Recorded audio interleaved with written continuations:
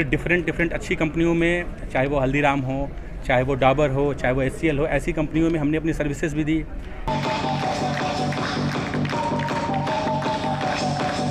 ARO Atria construction company ने अपना तीसरा स्थापना दिवस धूमधाम से मनाया। इस अवसर पर कंपनी के MD सौरभ सिंह ने टॉप 4 एसोसिएट को महिंद्रा कार देकर सम्मानित किया। MD सौरभ सिंह ने कहा कि किसी भी युवा को असफलता से घबराना नहीं चाहिए। हमारी ARO अट्रिया कंपनियों में युवाओं की भरमार है। हमारी कंपनी में 200 एसोसिएट्स और लगभग 5000 वर्करों को प्रत्यक्ष रूप से रोजगार दिया गया है। हमारी कंपनी जो काम 3 साल में होता था, उस काम को हम लोग 8 महीने में पूरा करते हैं।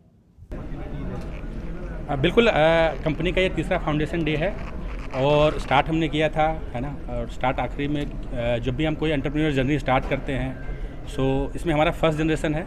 सो फर्स्ट जनरेशन की आप एक फार्मर फैमिली से हैं, है ना। मैं एक फार्मर फैमिली से हूँ।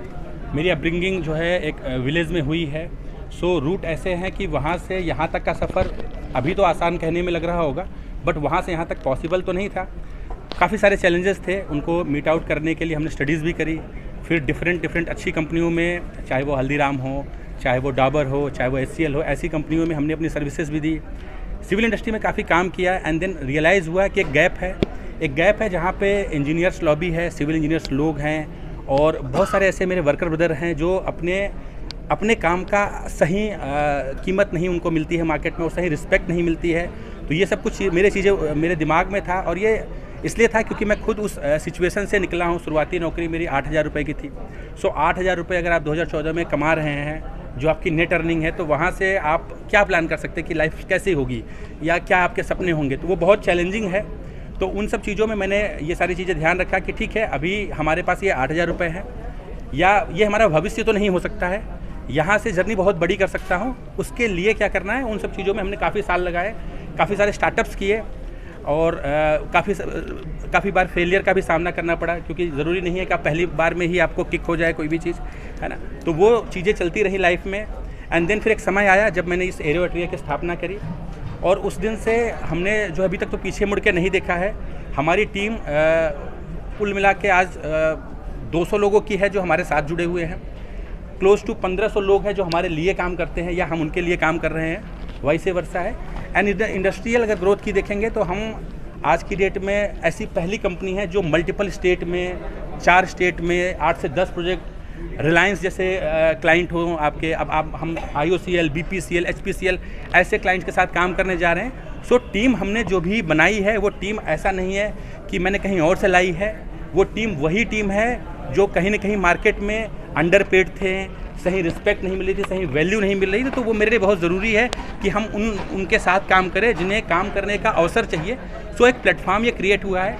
आज उन लोगों के पास एक ऐसा मौका है कि आज मेरी बाइट हो रही है, हो सकता है कल को वो लोग अपने बारे में अपनी जर्नी बताएंगे। इस लेवल पे उन्हें मेहनत करने की ज़रूरत है। सपोर्ट हमारा हमेशा रहेगा और टीम को वो कॉन्फिडेंस मिले, इस वजह से ये सेलिब्रेशन है। ये हमारा पहला है। इससे पहले हम ना कैपेसिटी में थे और ना ही हमारी कोई प्लानिंग थी, बट आज हम उस कैपेसिटी में हैं कि हम ये प्लानिंग हम एग्जीक्यूट कर सकते हैं। ये हमारे लिए बहुत ज़रूरी है, हमारी फाउंडेशन को और स्ट्रॉन्ग करने के लिए। आने वाला टाइम जो है वो बहुत चैलेंजिंग होने वाला है। आप कंस्ट्रक्शन इंडस्ट्री में देखें, जो काम सालों साल होता था, मतलब जिनको करने में 3 साल लगते थे, वो काम हम 8 महीने में करते हैं। हमसे इंस्पायर्ड जर्मन लोग भी हैं। कुछ ऐसे लोग हैं जो हमें मिलते हैं towards my assignment and then उनके साथ जब इंटरेक्शन होता है तो वो इंडिया की ना मतलब अलग सोच मानते हैं कि इंडिया में इतना कहाँ ग्रोथ का वो पोटेंशियल अब तो आ गया है ना। वो मतलब वो टेक्निक नहीं है, वो टेक्नोलॉजी नहीं है। तो जैसे हम लोग को मौका मिला, हमने उनको वो टेक्नोलॉजी अपना दिखाया और हम अलग अलग स्टेट में जो काम 3 से 4 सालों में होते वो 8 महीने में करके, मुझे लगता है कि मैं इस समय इंडिया में one of the leading contractor हूँ इन CBG बायो CNG गैस, है ना। तो बायोगैस एक ऐसा सेक्टर है जहाँ पे आप ये मानिए कि असीम अपॉर्चुनिटीज़ हैं। आने वाला टाइम जो है वो फॉसिल फ्यूल का नहीं है, वो अब रिन्यूएबल एनर्जीज़ का हो गया है। तो गवर्नमेंट का भी इसमें बहुत बड़ा इनिशिएटिव है। गवर्नमेंट ने वो प्लेटफॉर्म्स दिए हैं कि आप इस पर काम करिए, इसको मार्केट में किस तरीके से, हमारा रोल है उस प्लांट को बनाना।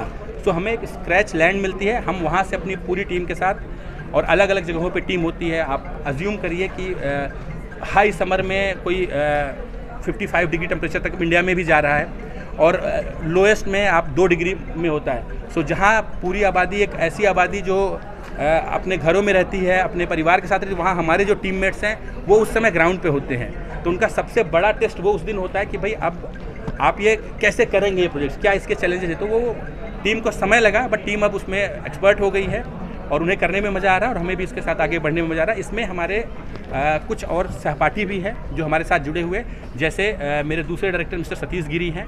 He is looking after all the जो है ना एग्जीक्यूशन जो भी है प्रोजेक्ट्स के, वो देखते हैं। हरियाणा से वो हमारा नोएडा में भी एक ऑफिस है, सो वो वहाँ से देखते हैं। एंड देन उसके बाद फारूक आजम जी आते हैं जो प्रोजेक्ट मैनेजमेंट देखते हैं, जो भी प्रोजेक्ट के सी सतीश जी के पास जो कम्युनिटी है उनको वो एड्रेस करते हैं। एंड देन मिसेस सी तो नेहा जी हैं, नेहा जी मेरी वाइफ हैं और मेरे लिए ये बहुत मायने रखता है कि अगर हम दोनों लोग मिल के कुछ बहुत बड़ा कर सकें, इस इंडस्ट्री में कुछ एक चेंज ला सकें।